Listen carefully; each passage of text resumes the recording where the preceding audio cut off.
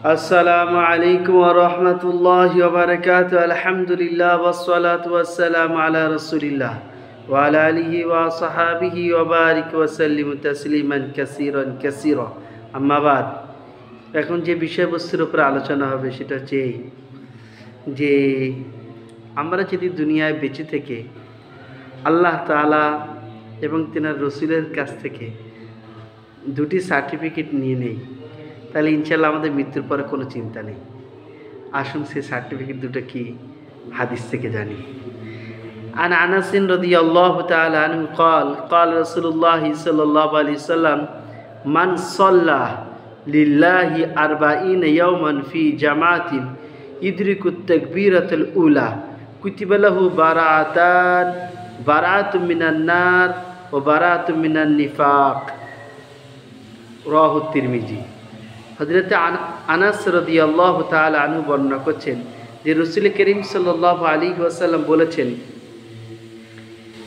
কোনো ব্যক্তি 40 দিন নামাজ, 5 ওয়াক্ত নামাজ তাকবীরে উলার সাথে যদি ইমামের পিছনে আদায় করে আল্লাহ তাআলার সন্তুষ্টির জন্য, তাহলে তাকে দুটো সার্টিফিকেট দিয়ে দেওয়া হয়। একটা হচ্ছে সে মুনাফিক নয়, আর দ্বিতীয় হচ্ছে সে জাহান্নামী নয়, অর্থাৎ জাহান্নামে তার কোনো সময় ভর্তি নেওয়া হবে না। সুবহানাল্লাহ।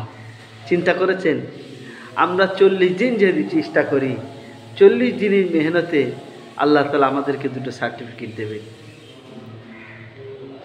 সার্টিফিকেট পড়ার পরে আপনার একটাই চিন্তা আর একটাই চেষ্টা থাকবে যে শিরিক মুক্ত ঈমান যেন আমার দ্বারাই না হয়, আমার দ্বারাই যেন সর্বসময় শিরিক মুক্ত ঈমান থাকে, আমার ঈমানের সাথে যেন শিরিক না জড়িয়ে যায়। এইটি চেষ্টাটা থাকলেই যথেষ্ট।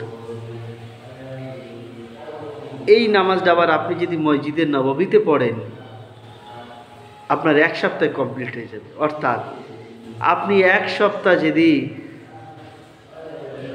40 ওয়াক্তের নামাজ, এখানে তো 40 দিন, আর ওখানে 40 ওয়াক্তের নামাজ যদি আপনি তাকবীরে উলার সাথে মসজিদের নববীতে পড়েন, মদিনার মসজিদে নববী, নবীজির মসজিদে ইমাম সাহেব আল্লাহু আকবার বলে নিয়ত বেঁধেছেন, আপনারও আল্লাহু আকবার বলে নিয়ত বাঁধবেন। 40 ওয়াক্তের নামাজ যদি পড়েন, তাহলে আপনাকে এই দুটো সার্টিফিকেট দিয়ে দেওয়া হবে। একটা হচ্ছে আপনি মুনাফিক নন, দ্বিতীয় হচ্ছে আপনি জাহান্নামী নন।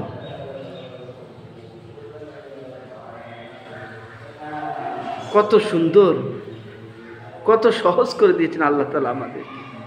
আল্লাহ তাআলা আমাকেও আপনাকে তৌফিক দান করুন যে এই দুনিয়াতে নিজের বাড়িতে, নিজের গ্রামে থেকেও 40 ওয়াক্তের নামাজ পাবন্দির সাথে জামাতের সাথে পড়ার তৌফিক দান করুন, আবার তাকবীরুল্লাহর সাথে।